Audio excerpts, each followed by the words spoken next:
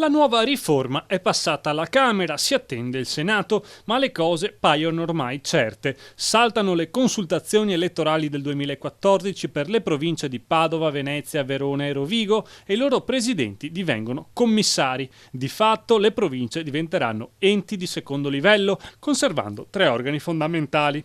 Il presidente, che incorporerà le competenze di giunta e consiglio, il consiglio provinciale e l'assemblea dei sindaci. Quest'ultima dunque eleggerà il presidente, ma la situazione per le città metropolitane si complica scontrandosi con una realtà giuridica e amministrativa che non renderà certo facile il lavoro. Un comitato con il sindaco di Venezia Giorgio Orsoni, il presidente della provincia Francesca Zaccariotta e il governatore Luca Zaia, insieme ad un sindaco eletto fra i sindaci veneziani, dovrà dare vita agli atti iniziali, proponendo entro giugno ai sindaci una bozza di statuto e ad ottobre indire le elezioni del Consiglio metropolitano.